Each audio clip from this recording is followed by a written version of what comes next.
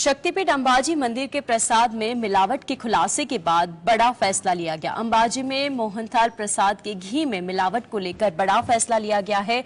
आखिरकार कैसे काम करेगा प्रशासन, देखते स्पेशल रिपोर्ट अंदर की बात में। शक्तिपीठ अंबाजी में मोहनथाल प्रसाद के घी में मिलावट को लेकर बड़ा फैसला लिया गया है। जानकारी के मुताबिक अंबाजी में मोहिनी कैटरर्स का घी का सैंपल फेल होने के कारण मोहनथाल का प्रसाद बनाने के लिए मोहिनी कैटरर्स के टेंडर रिन्यू न करने का निर्णय लिया गया है। फिलहाल तात्कालिक व्यवस्था के तहत प्रसाद की तैयारी अंबाजी मंदिर के कर्मचारियों द्वारा की जाएगी। निकट भविष्य में मंदिर प्रशासन किसी उपयुक्त संस्था को टेंडर देकर प्रसाद बनाने का काम सौंपेगा। गौरतलब है कि मोहनथाल नकली घी मामले के खुलासे में अहमदाबाद के माधपुरा स्थित नीलकंठ ट्रेडर्स को सील कर दिया गया है। प्रसाद की मांग को पूरा करने के लिए मोहिनी कैटरर्स ने माधुपुरा स्थित नीलकंठ ट्रेडर्स के घी का ऑर्डर दिया, जिसके बाद देर रात खाद्य एवं स्वास्थ्य विभाग की टीम ने छापा मारकर नीलकंठ ट्रेडर्स को सील कर दिया। भादरवी पूनम मेले से पहले खाद्य विभाग ने अंबाजी मंदिर की कैंटीन में प्रसाद की जगह से घी के सैंपल लिए, जिसके बाद रिपोर्ट में खुलासा हुआ कि घी मिलावटी था।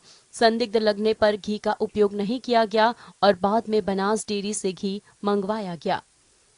Bureau report, GSTV।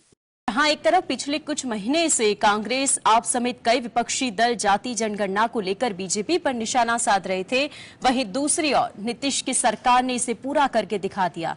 बिहार में जातिगत सर्वे का डेटा जारी कर 2024 से पहले नीतीश कुमार कितने मजबूत हुए, देखते इस रिपोर्ट में। बिहार की नीतीश सरकार ने जातिगत जनगणना के आंकड़े जारी कर दिए हैं। इसके साथ ही बिहार देश का पहला जातीय गणना के आंकड़े जारी करने वाला राज्य बन गया है। सर्वे के आधार पर राज्य में 13,07,25,310 लोग हैं। इसमें से 2,83,44,160 परिवार है। इन 13 करोड़ आबादी में सबसे ज्यादा 63% OBC वर्ग की आबादी है, जिसमें 14.26% यादव है और 3.65% ब्राह्मण और राजपूत 3.45% है। इन जातियों में सबसे कम संख्या कायस्थों की है। सर्वे के अनुसार प्रदेश में कायस्थों की आबादी केवल 0.60% है। इसके बाद SC वर्ग की 19% आबादी है। अगले साल यानी 2024 में लोकसभा चुनाव होने वाले हैं। इस चुनाव से पहले जातीय जनगणना का मुद्दा काफी चर्चा में भी रहा है। 28 विपक्षी दलों के गठबंधन इंडिया में नीतीश कुमार ने साबित कर दिया कि जहां एक तरफ अन्य दल जाति जनगणना को लेकर एक दूसरे पर आरोप प्रत्यारोप करते हैं, वहीं दूसरी ओर नीतीश की सरकार ने इसे पूरा करके दिखा दिया। Bureau report, GSTV।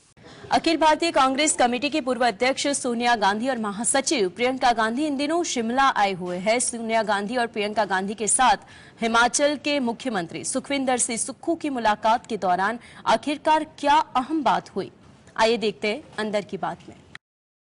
Akhil Bharatiya Congress committee के पूर्व अध्यक्ष सोनिया गांधी और महासचिव प्रियंका गांधी इन दिनों शिमला आई हुई है। इस बीच मुख्यमंत्री सुखविंदर सिंह सुक्खू ने दोनों नेताओं के साथ घर पर पहुंचकर मुलाकात की। इससे पहले जब भी गांधी परिवार का कोई सदस्य शिमला अपने घर पर आता है तो राजनीति से दूरी ही बनाकर रखता है। सोनिया गांधी और प्रियंका गांधी के साथ मुख्यमंत्री सुखविंदर सिंह सुक्खू की मुलाकात के दौरान क्या बात हुई, इस बारे में कोई आधिकारिक जानकारी सामने निकल कर नहीं आई है। माना जा रहा है कि मुख्यमंत्री सुखविंदर सिंह सुक्खू ने हिमाचल प्रदेश की मौजूदा राजनीतिक स्थिति को लेकर चर्चा की। साथ ही हिमाचल प्रदेश में खाली पड़े मंत्री पदों को लेकर भी चर्चा हुई है। इसके अलावा बोर्ड और निगम में नेताओं की एडजस्टमेंट पर भी मुख्यमंत्री ने दोनों नेताओं के साथ गहन चर्चा की है। शिमला से करीब 15 किलोमीटर की दूरी पर छरपाड़ा में प्रियंका गांधी वाड्रा का घर है। गांधी परिवार के सदस्य अक्सर पहाड़ों पर बने इस घर पर वक्त बिताने के लिए जाते हैं। छराबड़ा में बना यह राष्ट्रपति निवास से कुछ दूरी पर स्थित है। Bureau report, GSTV। मालदीव में चीन समर्थक राष्ट्रपति मुइज्जू के चुनाव पर भारत की सतर्क नजर है। क्या मालदीव भारत से बढ़ाएगा दोस्ती का हाथ? क्या है ये पूरा मामला, आइए इस रिपोर्ट में देखते हैं। भारत के लिए विदेशी मोर्चे पर एक और फ्रंट खुल गया है। वहां चीन के समर्थक और चीन द्वारा समर्थित मोहम्मद मुइज्जू ने जीत हासिल कर ली है। हालांकि मुइज्जू के शपथ लेने की तारीख 17 नवंबर है, इसलिए तब तक इब्राहिम सालेह के कार्यकारी राष्ट्रपति बने रहेंगे। मुइज्जू खुले तौर पर चीन के समर्थक है उन्होंने लंदन यूनिवर्सिटी से इंजीनियरिंग की पढ़ाई की है। वह 2012 में राजनीति में आए और मंत्री बने। 2013 में जब अब्दुल्ला यामीन राष्ट्रपति बने तब भी वह मंत्री रहे। मुइज्जू को चीन का समर्थक माना जाता है। वह कई बार खुले तौर पर चीन के समर्थन और भारत के विरोध में बयान दे चुके हैं। साले को भारत समर्थक माना जाता है और उन्होंने इंडिया फर्स्ट नीति पर काम करना शुरू किया था। इसी वजह से भारत के लिए फिलहाल चिंता की वजह बढ़ गई है। वैसे मुइज्जू तुरंत भारत से सारे संबंध खत्म नहीं कर लेंगे और भारत के लिए यही मौका है। जवाहरलाल नेहरू विश्वविद्यालय में अंतर्राष्ट्रीय संबंधों के विशेषज्ञ अभिषेक श्रीवास्तव कहते भी है, ऐसा नहीं है कि चीन तुरंत ही मालदीव पर प्रभावी हो जाएगा। मालदीव चाहेगा कि वह चीन और भारत दोनों से संतुलन बनाकर चले और यही भारत की डिप्लोमेटिक चालाकी काम आएगी। Bureau report, GS। Paris fashion week में नव्या को सपोर्ट करने के लिए उनकी मां श्वेता बच्चन और नानी जया बच्चन वहां मौजूद नजर आए। इस दौरान ऐश्वर्या को चीयर न करने की वजह से लोग श्वेता बच्चन से बेहद नाराज है। आखिरकार ये पूरा मामला क्या है, बॉलीवुड रिपोर्ट में देखते हैं। 1 अक्टूबर को एफिल टावर के पास पेरिस फैशन शो का आयोजन हुआ। वहीं हर साल की तरह इस बार भी Aishwarya Rai Bachchan Paris fashion week में छाई रही। एक्ट्रेस ने रैंप वॉक के दौरान जमकर अपना जादू बिखेरा। सोशल मीडिया पर उनकी तस्वीरें खूब वायरल हो रही है। वहीं इस साल ऐश्वर्या के अलावा बच्चन परिवार से अमिताभ बच्चन की नाती नव्या नवेली नंदा भी इस इवेंट का हिस्सा रही। हालांकि श्वेता की इन तस्वीरों में उनके घर की बहू ऐश्वर्या राय बच्चन न दिखी। यह बात एक्ट्रेस के फैंस को बिल्कुल पसंद नहीं आई और अब वह श्वेता को जमकर ट्रोल कर रहे हैं। किसी एक यूजर ने रेडिट पर ऐश्वर्या और उनकी बेटी आराध्या की तस्वीर शेयर करते हुए लिखा कि क्या बस आराध्या ने ही अपनी मां को सपोर्ट किया। वहीं किसी अन्य यूजर ने लिखा कि हम हैरान क्यों रहे हैं, ऐश्वर्या के साथ ऐसा पहली बार नहीं हुआ है। खैर, ऐश्वर्या के लुक की बात करें तो लॉरियल पेरिस के ब्रांड एम्बेसडर होने के नाते इस बार भी वह पूरे इवेंट में छाई रही। रैंप वॉक के ऐश्वर्या ने अपने ग्लैमरस गाउन के साथ कैप भी कैरी किया था, जिसे वह जमकर फ्लॉन्ट करती हुई दिखाई दी। Bureau report, GST। मेटा जल्द फेसबुक और इंस्टाग्राम चलाने के लिए यूजर से मंथली फीस चार्ज करेगा। कंपनी हर महीने $14 यूजर से वसूलेगी। यूजर्स को फेसबुक और इंस्टाग्राम यूज करने के लिए कितनी रकम चुकानी पड़ेगी, आइए देखते हैं इस रिपोर्ट में। फेसबुक और इंस्टाग्राम चलाने के लिए यूरोपियन यूजर्स को हर महीने मेटा के $14 यानी लगभग 1,665 रुपए का भुगतान करना पड़ सकता है। यानी आप इसे एक तरीके से एड्स फ्री सब्सक्रिप्शन प्लान भी कह सकते हैं।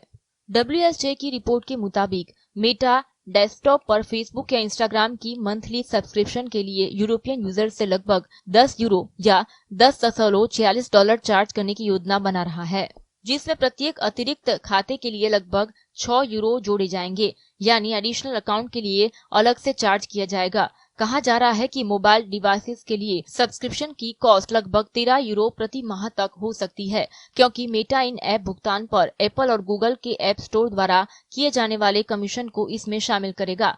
कंपनी इस प्लान को इसलिए लाई है क्योंकि EU ने मेटा को यूजर को बिना उनके कंसेंट के एड से टारगेट न करने की सलाह दी है। यदि कंपनी ऐसा करती है तो EU मेटा पर बड़ा एक्शन ले सकती है। इसी से बचने के लिए मेटा नया प्लान बना रही है। Bureau report.